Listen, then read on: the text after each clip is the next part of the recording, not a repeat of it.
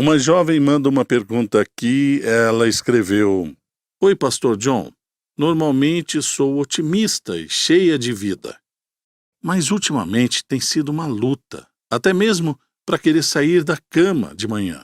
Sou aluna do BCS e sou muito grata por todas as lições que Deus está me ensinando aqui, mas tenho medo de ir às aulas.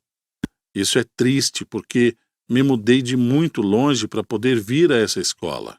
Eu não duvido que Deus ainda me queira estudando aqui, mas não acho que Ele deseja que eu tenha essa atitude em relação à vida. Isso é depressão? Não tenho motivação para nada. Tenho orado e continuarei orando para que Deus seja a minha força. Mas como você luta quando não tem nem vontade de lutar? Todo dia só quero ficar na cama para não ter que enfrentar a vida. Eu odeio isso porque sinto que perdi minha alegria na vontade de Deus para mim. Me sinto oprimida pelos poderes deste mundo sombrio e não vejo saída. Eu gosto de ouvir você respondendo as perguntas difíceis. Isso me lembra que, de forma alguma, não sou a única guerreira nesta luta contra o diabo. Como sinto empatia por isso. Porque eu já experimentei muitas vezes esses tipos de estações da vida. Não querer levantar da cama, ter medo de fazer coisas que precisam ser feitas. Não ter motivação para nada, não ter vontade de lutar. Perder a alegria no que pensamos que Deus nos chamou para fazer. Se sentir oprimido pelo que parece ser uma escuridão demoníaca. Essa é a situação dela. E eu já experimentei isso. Então sinto uma espécie de urgência por ela. Ela pergunta: isso é depressão? E claro, minha resposta é: eu não sei.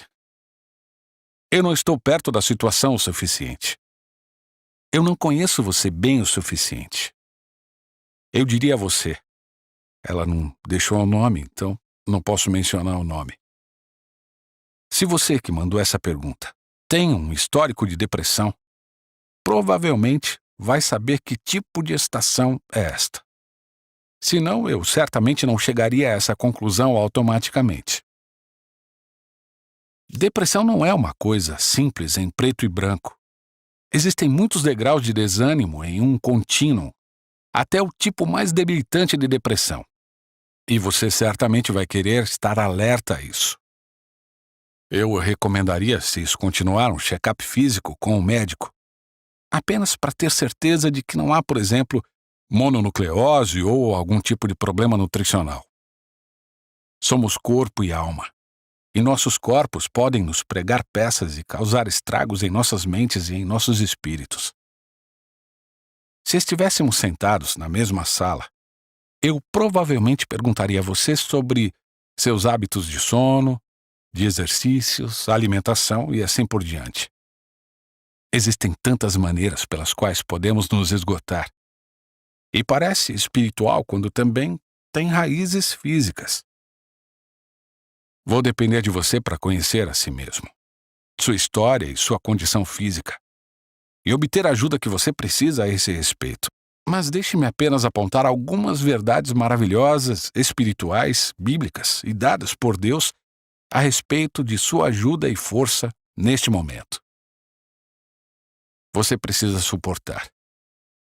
Em 1 Coríntios 10:13, vemos que, sem testes, e você provavelmente vai saber, como uma estudante de grego, que as palavras tentação e teste são as mesmas. A Bíblia diz: não vos sobreveio tentação que não fosse humana, mas Deus é fiel e não permitirá que sejais tentados além das vossas forças. Pelo contrário, juntamente com a tentação, vos proverá livramento. E aqui vem a frase-chave: de sorte que a possais suportar. A questão é de resistência, não apenas de fuga. A fuga é a capacidade de resistir. Saiba que Ele o colocou nessa temporada de testes. E Ele o colocou lá sabendo da sua capacidade de suportar. Depois, pense na sua correção amorosa. Quando Deus testa sua resistência, Ele não está fazendo isso porque não o ama. Isso está claro em Hebreus 12:6. Ele se deleita em seus filhos a quem disciplina. Ele se deleita neles. Não é incrível que quando ele nos disciplina, ele está disciplinando o filho em quem ele se deleita ou a filha em quem ele se deleita? Não deixe o diabo convencer você de que esse período de teste é porque Deus está contra você. Isso é infernal, não vem do céu. Em Tiago 5:11 você lê: Tendes ouvido da paciência de Jó e vistes que fim o Senhor lhe deu, porque o Senhor é cheio de terna misericórdia e compassivo. Você precisa esperar por Deus. O Salmo 41:3 retrata Davi atolado na escuridão e esperando pelo Senhor. Só quero testemunhar que grande parte da obediência cristã consiste em esperar que Deus faça o que precisamos que Ele faça quando o tempo parece muito lento para nós. Leia e releia a palavra de Deus, a Bíblia, porque ela foi projetada especificamente para essas temporadas de teste. Pois tudo quanto outrora foi escrito. Isso é incrível, isso é abrangente. Está lá em Romanos 15:4. Pois tudo quanto outrora foi escrito, para o nosso ensino foi escrito, a fim de que pela paciência, e aí está a palavra-chave, a perseverança ou superar coisas difíceis, pela paciência e pela consolação das Escrituras, tenhamos esperança. Romanos 15:4. Se você puder, nem que seja apenas alguns versículos, esteja lendo a palavra de Deus todos os dias. Mesmo que você não tenha vontade de lutar, dê a si mesmo esse remédio todos os dias. E então você vai ter poder para sustentar. Reconheça que somente o poder de Deus, e quero dizer o grande poder divino, pode sustentar eu e você durante testes como este. Mencionei isso porque Colossenses 1:11 sempre me surpreendeu. Diz assim: Fortalecei-vos com todo o vigor segundo o poder da sua glória. Agora, para que tudo isso? Para que com alegria tenhais toda a perseverança e paciência. Isso tudo me diz que resistência e paciência com alegria requerem poder onipotente. Pensamos que isso é coisa pequena. Você não está lutando uma batalha pequena. Isso requer poder divino onipotente para sustentar os cristãos em tempos de provações. E aí você não vai esquecer que Deus conhece você. Lembre, Deus conhece sua estrutura e que você é apenas pó. O Salmo 103 é doce. O versículo 13 diz: Como um pai se compadece de seus filhos, assim o Senhor se compadece dos que o temem. Ele conhece nossa estrutura, ele se lembra que somos pó. Não é maravilhoso que Deus leve em consideração a estrutura frágil que temos como humanos?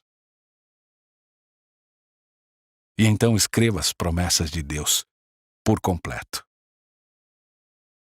A última coisa que eu diria para você: tome posse de uma ou duas promessas específicas. Escreva essas promessas num pedaço de papel. Coloque essas promessas no seu bolso para ter com você durante o dia, ou coloque na bolsa, tome para você e leia para você mesmo, ou memorize e repita para você muitas vezes. Diga várias e várias vezes. Então declare sua lealdade a Jesus, e por meio de promessas específicas, como essas duas, que escolhi para você encerrar.